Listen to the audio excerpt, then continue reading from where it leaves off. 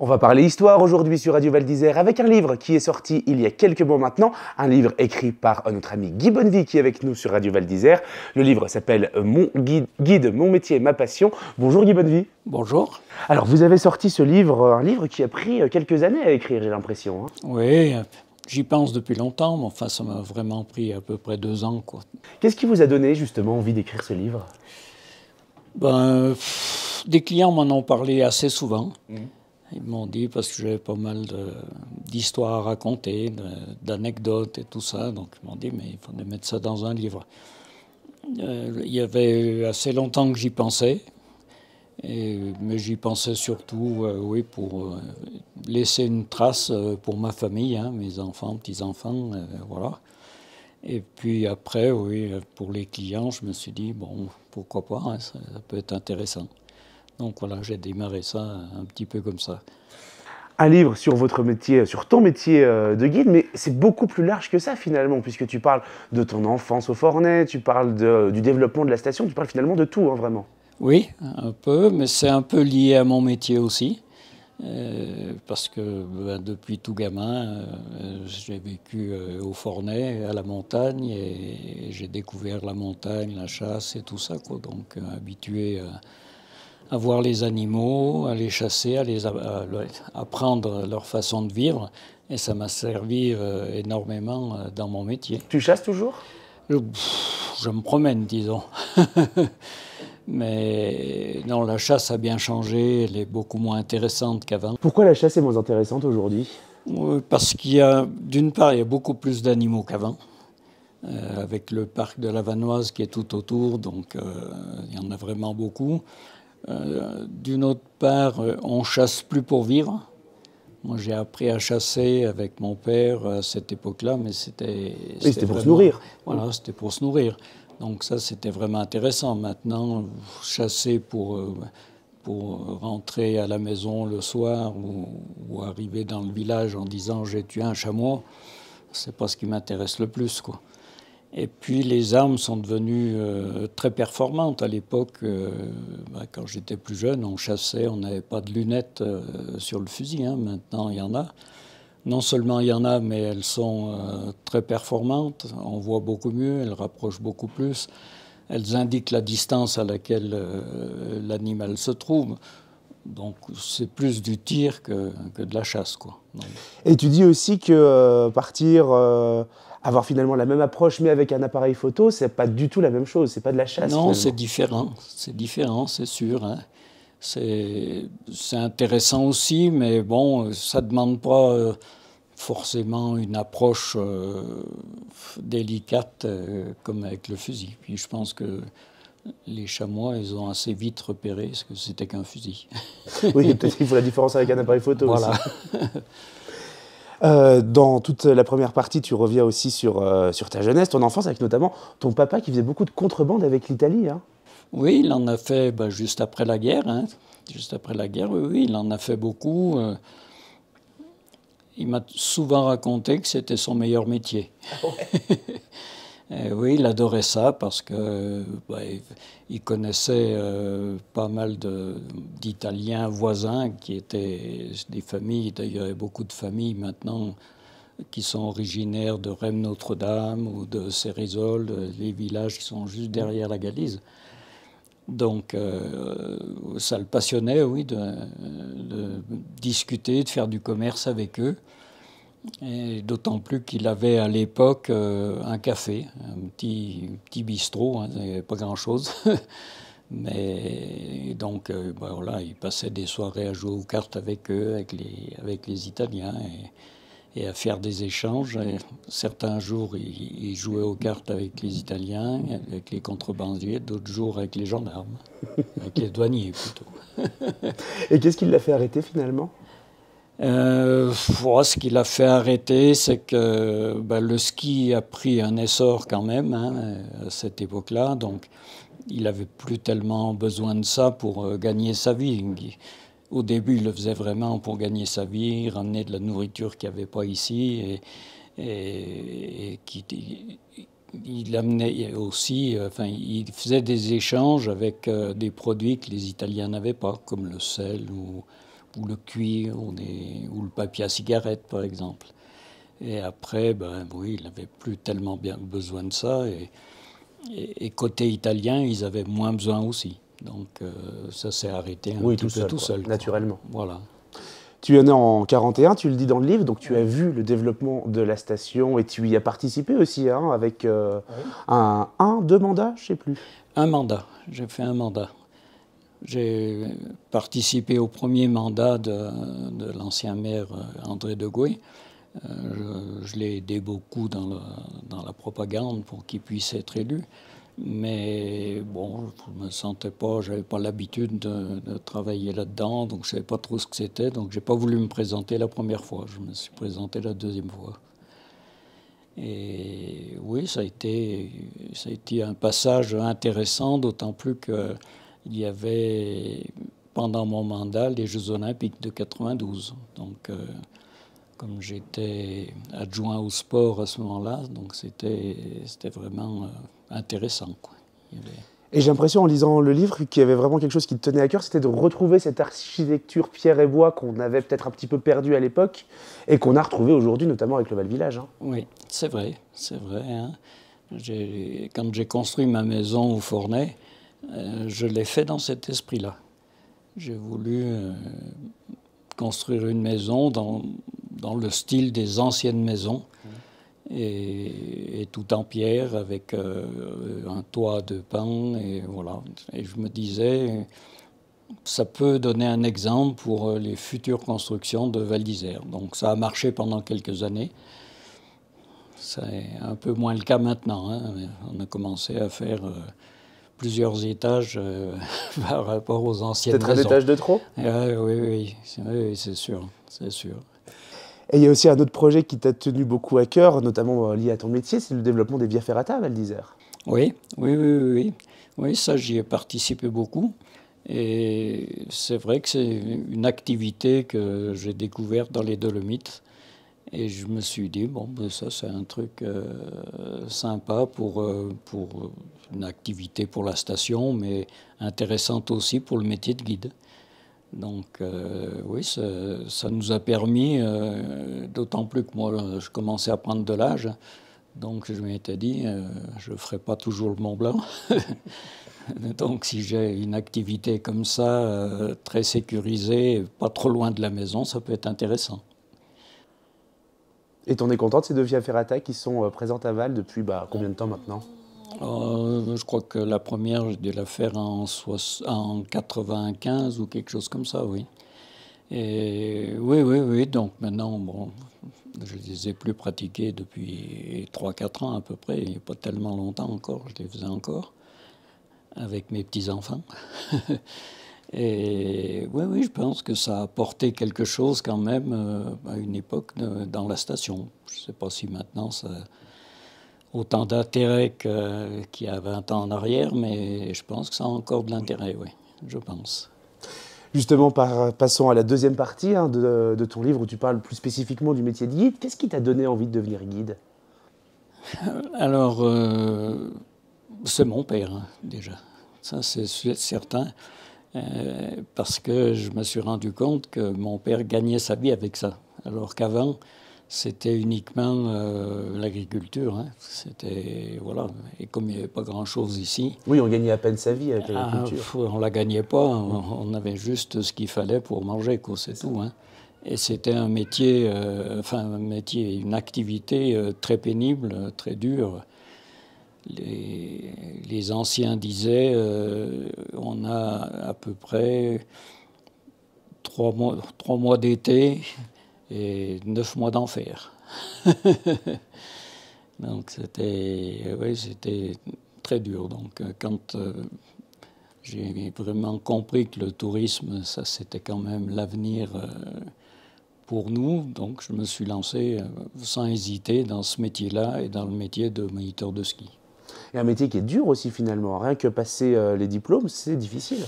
Oui, c'est sûr. Hein, c'était pas les mêmes techniques que maintenant, on n'avait pas le même matériel, mais de toute façon, c'était dur. Il y avait moins de candidats à l'époque, Donc, dans le métier de guide, il prenait tout le monde, tous les candidats qui se présentaient, il les acceptait. Et par contre, ils éliminaient au cours du stage ceux qui n'avaient pas le niveau, quoi. Tandis que maintenant, il y a un concours d'entrée déjà qui demande déjà aux jeunes d'avoir fait beaucoup, beaucoup de courses en montagne, presque dans le monde entier, hein, avant de se présenter à leur diplôme de guide. Et justement, toi, le monde entier, je crois que tu l'as parcouru, hein. Tu n'es pas resté seulement cantonné à Val d'Isère dans ton activité. Oui, non, j'ai bougé pas mal, c'est sûr, hein. J'aimais bien ça. J'ai eu la chance d'avoir des clients qui avaient quand même des moyens pour m'amener un petit peu partout. Pas partout, mais à beaucoup d'endroits où il y avait de la montagne ou des stations de ski. Donc oui, j'ai voyagé pas mal quand même. Beaucoup les Alpes? Beaucoup les Alpes, oui, bien sûr, hein. Oui, tout ce qui est Suisse, Autriche, Allemagne, là, oui, bien sûr, c'est à côté d'Italie. Mais après, non, j'ai été quand même pas mal dans la cordillère des Andes, j'ai été au Pérou, en Bolivie, j'ai été aux États-Unis aussi. Aussi, les États-Unis, les premières fois où j'ai été, c'était plus pour la compétition, parce que je faisais partie de l'équipe de France professionnelle de ski. Donc, les premières fois où j'ai été, c'était pour ça. En Coupe du Monde? C'était pas des Coupes du Monde, hein, à l'époque. C'était un circuit qui était parallèle au circuit amateur. Donc c'était un petit peu différent. C'était Guy Péria qui avait à l'époque organisé la première compétition de ski professionnel à la Clusaz. Et là, on était deux, trois copains de Val d'Isère. Et il nous avait invités, parce qu'on se connaissait, on avait fait pas mal de courses ensemble. Il nous avait invités comme participants pour faire cette course. Et là, on a assez bien marché, on était 3 ou 4, je crois. Et on a gagné on a été sélectionné pour faire un tournoi aux États-Unis. Donc, il y en a un qui avait bien marché dans notre équipe, c'était Jean-Loup Maurice. Il a gagné un peu d'argent là-bas. Nous, on n'a rien gagné, mais disons que ça nous a payé ça nous a rien coûté non plus, quoi. Donc ça nous a permis de voyager et c'était intéressant pour ça. Une question que je me pose, c'est, je me dis, quand on est guide, qu'on travaille à Val d'Isère, on connaît forcément le coin par cœur, toutes les montagnes. Comment est-ce qu'on fait quand on va dans un coin qu'on ne connaît pas et qu'on doit guider des clients? Et alors, on se renseigne déjà, hein, on essaye parce qu'on a toujours en général un copain qui a déjà été ou qui a été pas très loin de là. Mais ce qu'il faut savoir aussi, c'est que les montagnes sont partout les mêmes, hein. Ah ouais. Ah oui, les dangers sont les mêmes, donc ça change pas. Donc après, par exemple en ski, au point de vue avalanche, les risques sont les mêmes. Donc, on se renseigne un petit peu quand on arrive dans une station, je sais pas, au Canada par exemple. On se renseigne s'il a neigé la veille ou 2 jours avant ou s'il y a 3 semaines qu'il fait beau. Voilà. Après, à partir de là, les précautions sont les mêmes à prendre qu'ici, hein. C'est pareil. Tu l'as dit, le métier de guide a énormément changé, hein, depuis des années. Qu'est-ce qui a changé dans le métier? Oh, il y a beaucoup de choses, hein, qui ont changé. Il y a peut-être moins de locaux, moins de gars originaires des villages de montagne. Ça a commencé peut-être avec la génération de Maison, par exemple, hein, qui était parisien et qui a fait déjà beaucoup d'escalade. Ils ont fait évoluer l'escalade parce que à l'époque, ils n'avaient pas vraiment les montagnes autour de Paris. Montmartre, c'est vite limité, Voilà. quoi.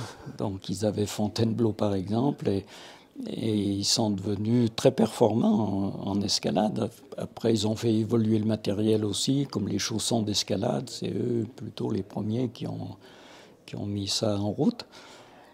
Et puis voilà, après, oui, le métier, il a changé. Enfin, ce qui a changé dans les 20-30 dernières années, c'est qu'il n'y a plus tellement d'une clientèle qui aime faire un sommet pour un sommet. C'est-à-dire qu'avant, les clients qui venaient ici, par exemple, ils faisaient la Galise, la de Santa Elena, la Grande Aiguille, enfin, tous ces sommets-là. Le Mont Blanc, ils aimaient faire le Mont Blanc. Je pense que la clientèle a changé maintenant. C'est plus des voies d'escalade qui sont pas forcément très loin de la route. C'est pour ça que les Via Ferrata, ça a bien marché quand même. Donc ça, de ce côté-là, ça a changé. Les guides, au lieu de se lever, c'est pas une généralité, mais au lieu de se lever à 2 heures, 3 heures du matin, ben, ils préféraient se lever à 6 heures, 7 heures, et puis être au pied de la voie à 8 heures. Donc ça a changé. Après, ce qui a changé beaucoup, ben, c'est le matériel. Hein.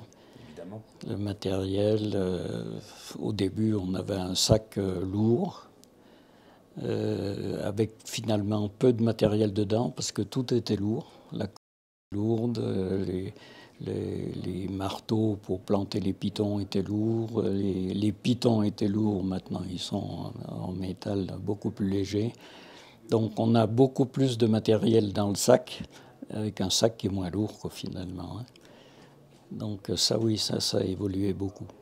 J'ai l'impression aussi qu'il y a une espèce de respect de la montagne et de la sécurité qui a changé aussi. Benoît m'expliquait qu'à l'époque, quand il y avait une grosse chute de neige, on attendait 3 jours. Là, il y a une grosse chute de neige, les remontées ouvrent à 9 h, à 9 h 15, c'est tout tracé. Oui, ça c'est plus le côté station de ski qui a changé énormément, oui, bien sûr.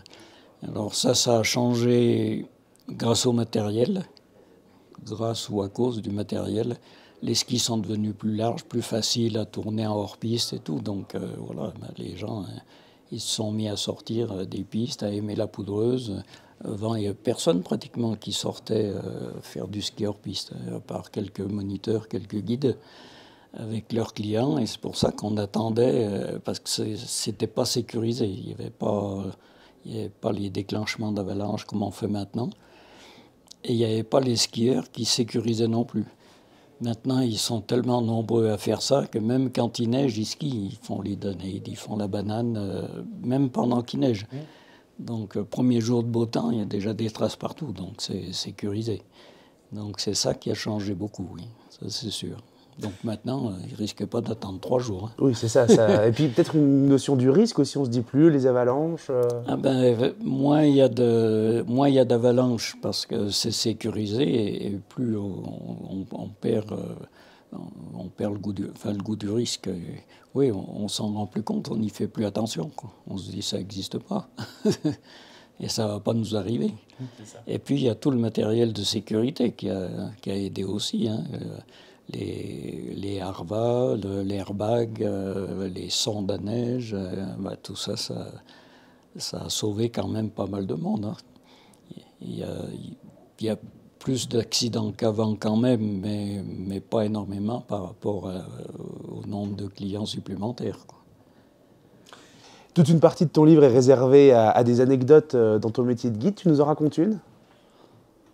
Oui, il y en a pas mal. Il y en a quelques-unes, ouais. Je réfléchis un peu, mais oui, je sais pas. Les anecdotes, c'est souvent lié aux clients. Très souvent, ça dépend des clients qu'on a, parce que j'ai organisé quand même assez souvent des randonnées. Je faisais un programme et j'amenais des gens qui s'inscrivaient que je connaissais pas forcément. Donc on avait des fois des gens qui étaient un peu qui connaissaient mieux que nous. Alors, j'ai une anecdote sur la Suisse par exemple qui est racontée dans le livre. J'étais avec un groupe de clients, donc j'organisais à l'avance, je retenais les refuges, les réservais. Les Suisses ils nous répondaient pas toujours, mais et j'allais de refuge en refuge comme ça, donc j'ai été dans le premier refuge, il n'y avait pas de problème, j'y suis resté 2 jours, je crois, on était 2 ou 3 guides, on était plusieurs. Et puis du refuge, on téléphonait au refuge suivant pour confirmer si le gardien était bien là. Et donc de ce refuge, on téléphone à l'autre. Il ne répondait pas, mais le gardien du premier refuge avait le numéro de téléphone du gardien, donc il lui téléphone et oui, pas de problème, demain on sera là. Et finalement, donc nous on est partis, on est arrivé au refuge, il n'y avait personne. Donc il n'y avait personne, mais on n'avait pas la nourriture, on n'avait rien amené parce que normalement c'est lui on aurait dû tout prendre au refuge. Et puis vous étiez un gros groupe, hein. Ah oui, on était une vingtaine au moins, je crois. Et finalement, on n'avait rien du tout, on n'avait rien à manger. On a commencé à chercher s'il n'y avait pas des fois dans un placard quelconque il restait quelque chose. Et puis j'ai trouvé un endroit, un traîneau. Je me suis dit, c'est bizarre le traîneau, je ne sais pas pourquoi il est là. J'ai tiré le traîneau et il y avait une porte derrière. Donc j'ai réussi à crocheter la porte. Et parce que j'avais toujours avec moi, disons, une fausse clé, mais artisanale, que j'avais fabriquée moi, et qui me permettait de rentrer dans des refuges qui éventuellement pouvaient être fermés. C'était pour me mettre à l'abri, en sécurité. Et j'ai réussi à crocheter la porte, et finalement, c'était la cave. Donc on ne s'est pas privé. On s'est servi et on a fait croire à nos clients que les bouteilles de vin qu'on avait récupérées, on les avait amenées du premier refuge. Donc on a passé une très bonne soirée à sa santé, à la santé du gardien. Donc vous aviez faim, mais vous aviez plus soif. Non, on n'avait plus soif.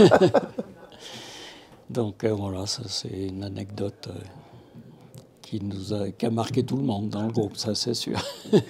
Tu le disais, des gens que tu ne connaissais pas forcément, que tu amenais sur des randonnées, mais des gens avec qui tu as travaillé pendant des années, qui finalement sont devenus des amis, hein. On le voit souvent dans les remises de médailles de fidélité notamment. Oui, bien sûr. Hein. Oui. Tous mes clients sont devenus des amis, à part peut-être quelques-uns. Mais pas beaucoup. En général, j'étais assez diplomate et j'arrivais à m'adapter un petit peu à chaque client, quoi, parce qu'ils sont tous différents et c'est vrai que c'est pas toujours facile.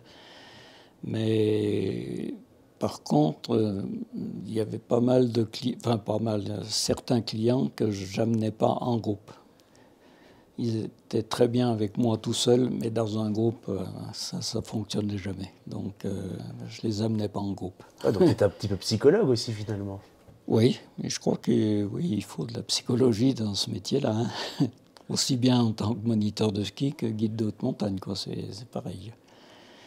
Donc voilà, oui, c'est très intéressant comme métier, c'est intéressant. On te voit avec le fameux pull rouge, tu travailles encore, tu skis encore? Je skie encore, mais c'est, comme tu dis, avec des amis. C'est plus des clients maintenant, il y a trop longtemps que je les connais. Et j'ai remis une médaille d'ailleurs dernièrement. Ce client-là, il avait eu la médaille Grand Or. Et je l'ai eu à l'âge de 13 ans. J'ai skié tous les ans avec lui. Ça, c'est le plus ancien que j'ai encore maintenant. Oui, c'était il y a quelques semaines, je crois que c'était aux 5 frères, c'est ça? Non, c'était à Savoyarde alors. À Savoyarde, oui. Oui, c'est ça. Donc, oui, voilà, ça, c'est le côté intéressant quand même du métier, quoi. Eh bien, tout ce côté intéressant de ce métier, et puis bien d'autres choses, c'est dans le livre de Guy Bonnevie, Mon guide, mon métier, ma passion. On trouve ce livre où? Alors, on le trouve à la Maison de la Presse, chez Jean Sport, il y en a quelques-uns, et puis à Super U à Bourg-Saint-Maurice. Eh bien, très bien, merci beaucoup Guy d'être venu nous parler de ce livre et de ses nombreuses anecdotes. On se retrouve très bientôt. Eh bien, pas de problème. Merci beaucoup.